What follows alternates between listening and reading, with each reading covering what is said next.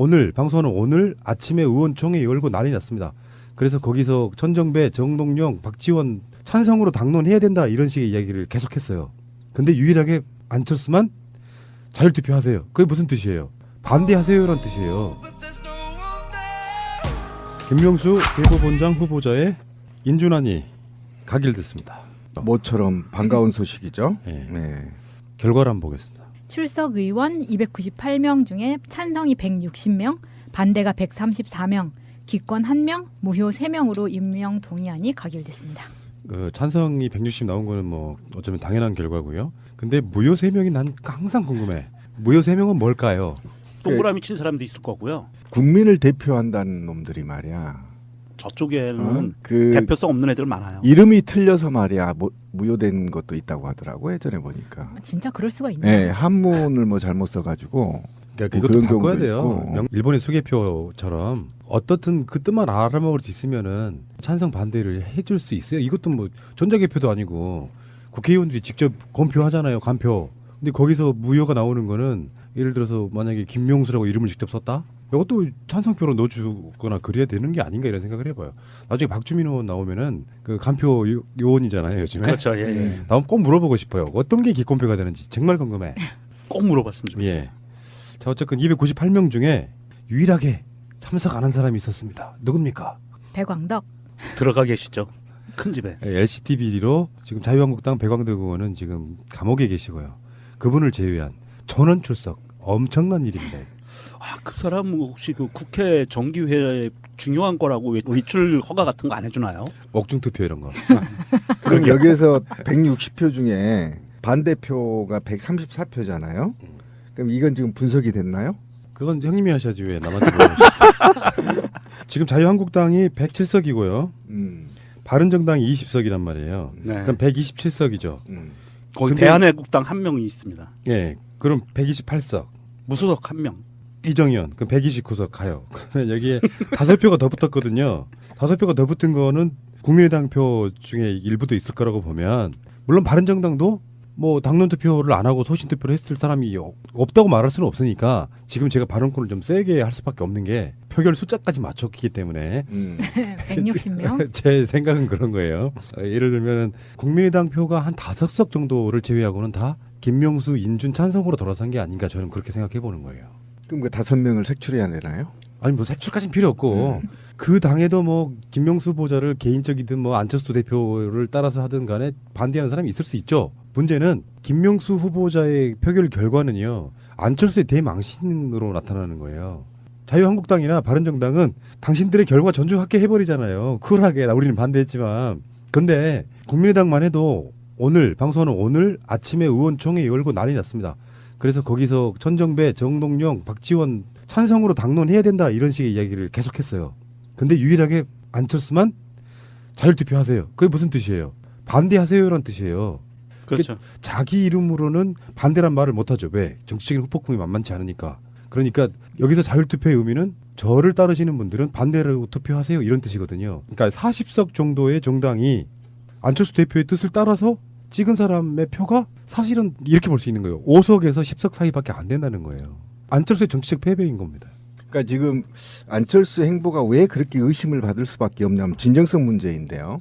나쁜 짓 할 때는 당론으로 결정하고 좋은 짓 할 때는 알아서 투표하라는 거잖아요. 맞습니다. 예. 이게 굉장히 지금 초보적인 안 좋은 거거든요. 정치인들은 굉장히 안 좋은 겁니다. 그래서 아까 권 PD가 얘기한 대로 당에서 오전에 내내 회의를 해서 어쨌든 박지원과 당대표 갈등이 있었더라고요. 그러니까 우리가 정치적으로 입지를 강화하기 위해서는 당론으로 결정해서 찬성표를 던져야 되는 것이 아니냐라고 얘기가 이제 오간 것 같아요. 공방이. 그런데 끝까지 이제 몽리를 핀 거죠. 알아서 하게 놔둬. 그러면 어떤 수가 있냐면 아까 권 PD가 분석한 대로 만약에 바른정당이나 또는 더불어민주당 내에 한두 명이라도 반대한다고 한다면 또 부결될 가능성을 염두에 둔 알아서 투표.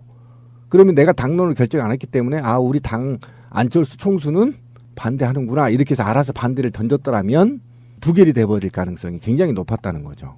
근데 그런 측면에서 굉장히 양다리를 걸친 게 아니냐 또는 내심 속으로는 부결을 원했는데 그걸 차마 입 밖에 못 내고 나서 그런 식으로 말을 외둘러 표현한 게 아니냐라는 당 안팎에 지금 의문을 제기하는 경우가 많죠. 안철수의 딜레마라는 게 있어 보여요. 문재인 대통령이 미국 가기 전에 전화까지 했어. 그게 밝혀졌어. 그런데 각종 지방 돌아다니면서 팔도 홀대론을 지금 주창하고 계시는 분이에요. 본인 입장에서 당론으로 찬성을 합시다 라고 하면 자기가 주장하고 있는 선명한 야당을 할 수가 없어. 그럼요. 그런 어떤 입장이 있는 것이고, 그렇다고 해서 당론으로 반대합시다 하면 여론의 역풍이 너무 커요. 그러니까 비열한 방식으로 우리는 당론 같은 거 정하지 않아요. 여러분 알아서 투표하세요. 그리고 가로 열고 속마음으로는 반대해 주시면 참 좋겠네요. 이거였단 말이에요. 근데 이게 국민의당 의원총회의 분위기를 보니까 CR도 안 먹힌 거죠. 그렇죠. 그러면 이제 이게 나중에 어떻게 되냐면은 김명수는 가결됐고 사실은 정치적 선택, 문재인 대통령의 전화, 더불어민주당 지도부와 의원들의 노력 이런 것도 포함되겠지만 결론적으로 말해서 안철수가 주장하거나 바랬던 게 뭐냐. 김명수도 부결시킴으로써 정치적인 어떤 자기의 힘을 과시하고 싶었는데 이번에는 전혀 안 먹힌, 시도 안 먹힌 거거든요. 그러니까 이 결과를 놓고 각 당에는 잠깐의 축하와 뭔가 존중한다 이렇게 쿨하게 갈 수 있지만 안철수만큼은 속으로 우리 당의 국회의원들이 나를 안 따르는구나 하고는 지도력의 한계를 느꼈을 거라는 거예요. 맞아요. 그리고 이제 가장 아까 이제 권피가 슬쩍 지나쳤는데 대통령이 직접 안철수 당 대표한테 전화를 했고 가기 전에 그다음에 더더욱이 김명수 대법원장을 임명하기 위해서 추미애 당 대표가 집권 여당 대표가 또 사과까지 했어요. 그리고 이걸 계기로 같이 안철수와 회동도 할 수 있다. 이렇게까지 얘기를 열어놨으면 안철수가 사람이라면 적어도 당론으로 결정해서 강력하게 야권 연대에 시발점을 출발했었어야 되거든요. 분명히 이건 야권의 협치를 열어놓은 대통령의 전화와 추미애의 사과, 그다음에 그 이후에 바로 추미애 당대표가 안철수와의 회동을 즉시 할 수 있다 이렇게 얘기를 했다고 한다면 적어도 이후에 협치를 통한 국회의 정상화, 행정부의 정상화를 꾀할 이 위해서 대화의 교두부가 확보가 되는 굉장히 좋은 계기를 놓쳤다. 굉장히 아쉽습니다. 홍준표와 안철수와 유승민이 세 명이 야권에 있는데 제가 볼 때는 유승민은 거의 침묵을 하고 있는 이유가 맞습니다. 그런데 홍준표와 안철수는 뭔가 방향을 잘못 잡고 있어요. 제가 이 얘기를 좀 하고 싶었던 겁니다. 과거에 말이죠. 우리 국민이 지금은 국민이 아니에요. 이제 국민에서 시민으로, 시민과 인민과 민중으로 이미 승격이 돼버렸습니다. 그래서 주권자의 품위를 유지하려고 하는 곳곳에서의 노력들이 보여지고 있단 말이죠. 그러면 예를 들면 말이죠. 적폐를 청산하는 데 있어서 당리당략으로 접근하는 당이 있으면 이 당에 지지를 보낼 수 있는 거냐. 그러니까 적폐 청산과 국민의 생명과 안전을 보호하는 데 있어서는 치를 떨고 있습니다. 지금 국민들이. 그렇죠. 지난 9년 동안. 그러면 안철수가 인기도를 올리려면 어떻게 해야 되냐면요. 현 정부의 적폐 청산과 국민의 생명과 안전을 지키는 정책에 대해서 적극 지지하고 오히려 더 앞서 나가서 제안을 하면 인기가 올라간단 말이죠. 그런데 이 정치를 잘못 배우거나 또는 이 사심이 있는 거야. 뭔가 이 정부가 잘 나가는 걸 막고 나서 뭔가를 얻으려고 하는 사심이 보이기 때문에 정치를 제대로 보지 못하고 있다는 겁니다. 그러면 안철수 대표가 차기 대통령에 나가고 싶다면요. 어떻게 하면 되냐면요. 한번 봅시다. 예를 들면 문재인 정부가 노령연금을 20만 원을 주겠다고 하면요. 안철수는 30만 원을 주라고 촉구하면 돼요. 그다음에 문재인 대통령이요. 북한 제재 압박을 발표하면 제재 압박하지 말고 6.15 성명과 14선언 이행하라. 당장 북한과 대화하라고 촉구하면 안철수 지지율은 올라가요. 제가 무슨 얘기를 하려고 하냐면 지금 국민은 국민이 아니라 이제 시민과 주권자인 민중과 인민이 되어 있단 말이에요. 그러면 보다 더 이 사회를 건강하게 만들고자 하는 의지가 있는 자, 그 자에게 박수를 보내고 있단 말이에요. 그런데 안철수하고 홍준표는 어떤 현상이 일어나냐면요. 과거 70년 동안 해왔던 적폐 그대로 하고 있는 겁니다. 무조건 현 정부를 반대하면 자기 위치가 올라가고 인지도가 올라가고 당대표가 올라갈 거라고 생각하죠. 절대 안 그렇습니다. 예전에는 그럴지 몰라도요. 지금은 오히려 퇴화되고요. 소멸될 과정을 밟은 겁니다. 지금도 늦지 않았어요. 안철수. 지금도 빨리 늦었어. 아니 안 늦었어요. 지금도 현 정부에 적극 협조하고 적폐청산에 앞장서십시오. 그래야 정치 생명 늘어날 수 있습니다. 그러니까 박근혜 정권에 협조하듯 예. 협조하면 돼. 근데 그게 이렇게 이제 쓰일 수도 있어요. 뭐 안철수 대표가 문재인 대통령한테 전화까지 받아서 자기 계보 국회의원들한테 찬성하라고 했어라고 실드를 칠 수도 있겠지만 의원총회에서 나온 발언들로만 보면 안철수는 여전히 목리를 한번 부려보고 싶었던 아니, 모양이고요. 그 사진만 한번 보십시오. 꼬라지가 나고 목리가 가득 차잖아요. 우리 어렸을 때 촌에서 애들하고 옷 벗고 놀 때 말이야. 목리 애들 얼굴 다 보이잖아. 아무 이유 없이 목리만 피잖아요.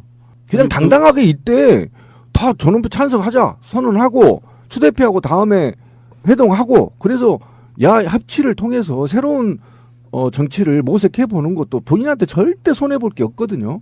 근데 왜 이렇게 목리만 피는지 전 이해가 안 가요. 아니 이 안철수 이분이 오전에 의총에서는 무조건 알아서 찍게 냅두자 끝까지 개겼던 분이거든요. 그런데 가결이 됐다는 소식과 동시에 이 양반이 청주에 계셨대요. 그 혹시 모르시는 분들이 계실까봐 안철수 씨는 의원이 아니기 때문에 투표에 참가 못합니다. 의원이 아니기 때문에 그래서 청주에 계셨다는데 여기서 청주에서 또 이런 논평을 해요. 좀 재밌는 논평을 하는데 우리 의원들이 사법부의 독립 그리고 개혁을 위한 결단을 내려줬다. 이번 국회 결정으로 사법부의 독립과 개혁이 시작될 것이다. 예라이. 정부 여당 그리고 청와대의 국회 모독으로 전국이 경색됐지만 국민의당의 결단으로 의사 일정이 재개됐고 국민의당 의원들의 결단으로 대법원장이 탄생했다. 이런 얘기를 하네요. 다 그럴 줄 알았다니까 또 숟가락 또 얹는 거야. 그게 이제 내가 참- 협조해서 됐다고 생각하는 거잖아요. 야, 야, 이제 정말 안철수 씨가 신비에 짱돌 맞는 사람으로 등록이 될 가능성이 굉장히 높아요. 그러니까 정말 용서 못 하겠는 게 본인이 정말 그런 생각이 있었다면요. 의원총회에서 공개적으로 찬성해 주세요라고 말하는 거지. 그럼요. 맞죠. 네. 예. 이제와 새삼스럽게 당론 안정할 테니까 알아서들 해. 그리고 나머지 박지원, 정동영, 전정배는 찬성합시다라고 외친 거거든요. 안철수 정치적 패배예요. 굉장히 당황했을 거예요. 맞아요. 그렇죠. 예. 그런데 이걸로 거짓말로 또 극복하는 거죠. 정말 숟가락. 지난번에 어. 저 녹음 사건처럼 그런 거 있잖아요. 유체이터 합법처럼 지가 반대해놓고 내가 협조했으니까 된 거지? 아 나 진짜 그래도 대통령이 전화를 하면요. 그다음에 또 추미애 대표가 사과를 했잖아. 명분이 김명수 없는 때문에 거예요. 했어요. 그런데 그러면 적극 도와주고 야당 협치로 돌아섰으면 자기들 품위도 올라가고 괜찮았을 겁니다. 그런데 찬성해놓고 욕 처먹잖아요. 5배밖에 안 되면서. 와, 근데 또 안철수의 그 최측근이라는 사람이 이런 얘기를 하네요. 안 대표는 엄정한 중립을 지켰다. 가부 어느 쪽에 서지 않았다. 키고 잡아. 김명수 대법원장 저도 뭐 저는 원래 잘난 놈들을 별로 안 좋아하니까 그런데 저희 공무원노조 법원본부에서 여론조사를 했더라고요. 구성원이 한 5천 명 정도 되는데 4,839명이 참여를 했더라고 설문에 판사 직원 다 합쳐서. 그래서 이분들이 몇 프로로 그러니까 대법원장으로 김명수 대법원장으로 적합하냐라고 질문을 했더니 저 깜짝 놀랐어요. 우리 조합원들이 굉장히 어느 때보다 예전에 과거 9년 동안 새누리당이나 이런 사람들이 종공로 법원본부를 공격한 말이 있어요. 쟤네들 전부 다 종북주의자들이 장악했다 이렇게 얘기하잖아요. 그만큼 법원이 굉장히 그 노조 활동이 활발해진 지역이어서 굉장히 비판적이거든요. 그런데 94%가 찬성했어요. 이거는 있을 수가 없어요. 이거는 북한도 아니고요. 얼마나 이분의 인품이 있었더라면 굉장히 배타적인 법원 노조 조합원들과 판사들이 94%가 찬성했는데 이 5천 명 중에 4,800명이 거의 90%가 참여해서 설문조사에 그러니까 김명수 굉장히 높으신 분이더라고. 김명수가 이제 어떤 사람인가를 보려고 춘천지법원장 그 시절의 일화들이 이렇게 보도로 나오는데 밥 먹으러 밥 먹으러 가면은 그걸 한데 본인이 직접 숟가락 물을 따라주는 사람이고. 그래요? 그런 정도 인품을 갖고 있고요. 이래도 법원에서 이제 어쩌면 법원장 자체가 그 무소불위의 권력 아닙니까 지방 내려가면. 그렇죠. 근데 중요한 사안을 결정할 때는 주요 간부들을 모아서 의견을 결정한대요. 그러니까 그래서- 굉장히 민주적이신 예. 분이구나. 그래서 이 시스템이 대법원에도 분명히 도입될 것이다 이렇게 예상을 하고 있는 그런 훌륭한 인품의 소유자고요. 오늘 그 주호영 바른정당 원내대표가 예. 그걸 하더라고. 보고서. 예. 청문 보고서. 청문 보고서를 이렇게 읽는데 보면은 반대하는 건 뒤에 들리지도 않았고 찬성하는 이유들을 쭉 나열하거든요. 그 말을 그들이 반대하는 그들이 읽으려고 하니 얼마나 속이 쓰리겠냐 이런 생각이 좀 들더라고요. 정말 사법개혁에 정말 적임자예요. 예를 들어서 정치인은 좀 흠결이 있을 수도 있다고 쳐. 어떤 과정상. 그 모든 심판을 내려줘야 되는 판사. 그중에서 대법원장이 그렇게 흠결 없기도 드문 사람. 어마어마한 사람이 들어온 겁니다. 제가 봤을 땐 그렇더라고요. 저도 나중에 봤는데, 그러니까 제가 노무현 대통령을 존경했던 이유는 뭐냐면 노무현 대통령 시절에요. 제가 우리 방송에서 몇 번 얘기했는데 이게 민주주의라는 거를 경험하게 해줬어요. 그러니까 공직사회는요 직하향적인 명정체제였거든요. 근데 노무현 정부 들어와서요 이게 과에서 토론이 가능했어요. 그러니까 법원에서도 이런 계급 문화 속에서 최고의 수장들이 토론을 해서 뭔가를 결정할 수 있다면 그게 바로 민주주의거든요. 그리고 그 토론 결과를 기관장이나 대표가 그걸 수용한다면 그게 바로 민주주의예요. 예, 그게 관료주의를 파괴하는 거거든요. 관료주의에 타파해야 국민의 주권이 회복되는 거거든요. 굉장히 좋은 분이네요. 들어보니까. 그러니까 지금 이제 김명수 후보자가 들어오면 무엇이 달라지겠냐 하는 것들이 이제 그간의 발언들이나 청문회 할 때의 답변들로 볼 수가 있는데 그 대표적인 것 중에 하나가 법원 행정처의 권한과 규모를 축소하겠다고 그랬습니다. 법원 행정처가 사실은 대법원장의 수족 노릇을 했던 바로 그런 기관이고 판사가 출세하려면 법원 행정처는 한 번쯤 거쳐줘야 된다. 이게 이제 그러니까 사법부의 마치 무슨 법칙처럼 이렇게 무소불위의 네. 권한이었어요. 인사권을 갖고 있기 때문에 그래요. 그러니까 법원 행정처에 현직 판사들은 들어가지 않는 쪽으로 저는 계획을 할 거라고 보거든요. 그래야죠. 판사들은 판결을 내야지 뭐 거기서 행정을 보고 있으면서 그러니까 권력을 누리고. 그게 무슨 얘기냐면 진짜 열받는데 뭐냐면 예산권과 인사권을 갖고 있단 말이죠. 그런데 이거를 이 예산권과 인사권이 마치 고난인데 권력인 것처럼 그동안 행사를 한 거예요. 이쁜 새끼는 좋은 부서로, 나쁜 새끼는 지방으로 발령을 냈다는 거 아닙니까? 그런데 이거를 원래는 있잖아요. 판사가 인사나 예산에 신경 안 쓰고 재판에만 몰두할 수 있도록 서비스를 제공하는 곳이 행정처예요, 법원. 이해 가시죠? 근데 행정처가 그거를 남용을 해서 판사들의 목을 죄고 있다라는 거 아닙니까? 이 행사를 안 하겠다. 오케이, 박수 한번 쳐줘야 돼, 여기서. 이거 굉장히 중요한 거거든요. 그리고 그 인사나 예산을 일정 룰에 의해서 정확하게 분배하고 그다음에 구성원들의 인사가 불편함이 없이 제공하고 너희들은 재판에만 신경 써. 그리고 우리는 서비스만 제공할게. 이런 마인드로 법원 행정처가 바뀐다면 역대 혁명이 일어나는 겁니다, 법원에. 160명. 제 생각은 그런 거예요. 예를 들면 국민의당 표가 한 5석 정도를 제외하고는 다 김명수, 인준 찬성으로 돌아선 게 아닌가 저는 그렇게 생각해 보는 거예요. 그럼 그 5명을 색출해야 되나요? 아니 뭐 색출까지는 필요 없고 그 당에도 뭐 김명수 후보자를 개인적이든 뭐 안철수 대표를 따라서 하든 간에 반대하는 사람이 있을 수 있죠. 문제는 김명수 후보자의 표결 결과는요. 안철수의 대망신으로 나타나는 거예요. 자유한국당이나 바른정당은 당신들의 결과 존중하게 해버리잖아요. 쿨하게 우리는 반대했지만.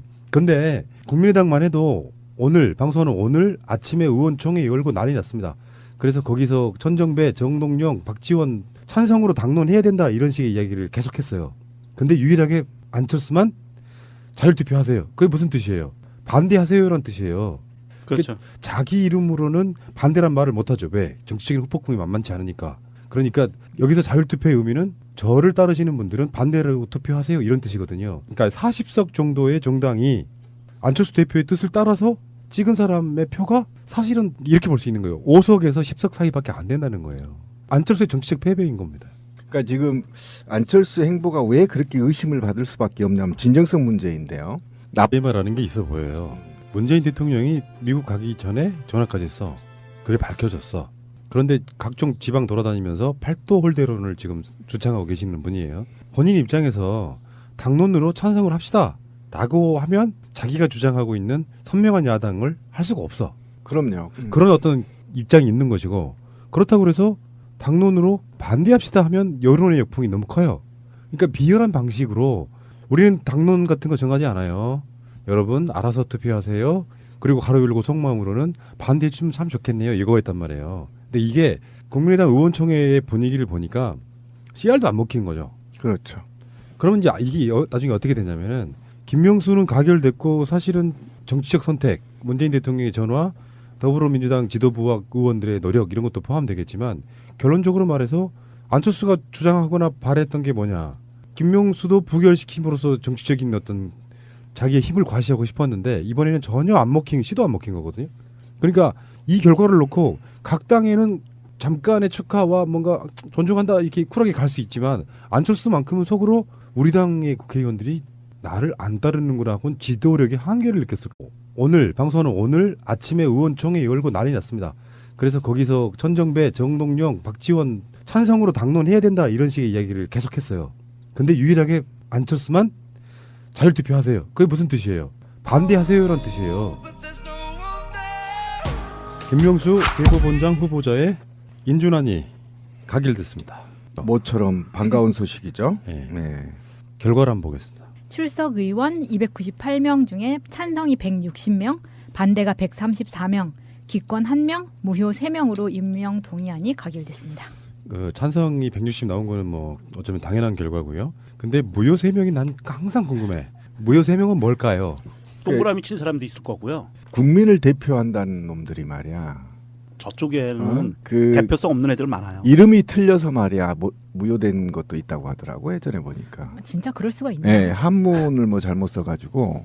그러니까 뭐 그것도 그런 바꿔야 경우도 돼요. 있고. 일본의 수개표처럼 어떻든 그 뜻만 알아먹을 수 있으면은 찬성 반대를 해줄 수 있어요. 이것도 뭐 전자개표도 아니고 국회의원들이 직접 검표하잖아요. 간표. 근데 거기서 무효가 나오는 거는 예를 들어서 만약에 김명수라고 이름을 직접 썼다? 이것도 찬성표로 넣어주거나 그래야 되는 게 아닌가 이런 생각을 해봐요. 나중에 박주민 의원 나오면은 그 간표 요원이잖아요 요즘에. 그렇죠. 예, 예. 나오면 꼭 물어보고 싶어요. 어떤 게 기권표가 되는지 정말 궁금해. 꼭 물어봤으면 좋겠어요. 예. 자 어쨌든 298명 중에 유일하게 참석 안 한 사람이 있었습니다. 누굽니까? 배광덕. 들어가 계시죠. 큰 집에. LCT 비리로 지금 자유한국당 배광덕 의원은 지금 감옥에 계시고요. 그분을 제외한 전원 출석 엄청난 일입니다. 아, 그 사람 혹시 그 국회 정기회 중요한 거라고 외출 허가 같은 거 안 해주나요? 옥중 투표 이런 거. 그럼 여기에서 160표 중에 반대표가 134표잖아요. 그럼 이건 지금 분석이 됐나요? 그건 형님이 하셔야지 왜 남한테 물어보시죠. 지금 자유한국당이 107석이고요. 바른정당이 20석이란 말이에요. 네. 그럼 127석이죠. 거기 근데- 대한애국당 한 명이 있습니다. 예. 그럼 128석. 무소속 한 명. 이정현 그럼 129석 가요. 그러면 여기에 5표가 더 붙었거든요. 5표가 더 붙은 거는 국민의당 표 중에 일부도 있을 거라고 보면 물론 바른정당도 뭐 당론 투표를 안 하고 소신 투표를 했을 사람이 없다고 말할 수는 없으니까 지금 제가 발언권을 좀 세게 할 수밖에 없는 게 표결 숫자까지 맞췄기 때문에 나쁜 짓 할 때는 당론으로 결정하고 좋은 짓 할 때는 알아서 투표하라는 거잖아요. 맞습니다. 예. 이게 굉장히 지금 초보적인 안 좋은 거거든요. 정치인들은 굉장히 안 좋은 겁니다. 그래서 아까 권 PD가 얘기한 대로 당에서 오전에 내내 회의를 해서 어쨌든 박지원과 당대표 갈등이 있었더라고요. 그러니까 우리가 정치적으로 입지를 강화하기 위해서는 당론으로 결정해서 찬성표를 던져야 되는 것이 아니냐라고 얘기가 이제 오간 것 같아요. 공방이. 그런데 끝까지 이제 몽리를 핀 거죠. 알아서 하게 놔둬. 그러면 어떤 수가 있냐면 아까 권 PD가 분석한 대로 만약에 바른정당이나 또는 더불어민주당 내에 한두 명이라도 반대한다고 한다면 또 부결될 가능성을 염두에 둔 알아서 투표. 그러면 내가 당론을 결정 안 했기 때문에 우리 당 안철수 총수는 반대하는구나 이렇게 해서 알아서 반대를 던졌더라면 부결이 돼버릴 가능성이 굉장히 높았다는 거죠. 근데 그런 측면에서 굉장히 양다리를 걸친 게 아니냐 또는 내심 속으로는 부결을 원했는데 그걸 차마 입 밖에 못 내고 나서 그런 식으로 말을 외둘러 표현한 게 아니냐라는 당 안팎에 지금 의문을 제기하는 경우가 많죠. 안철수의 딜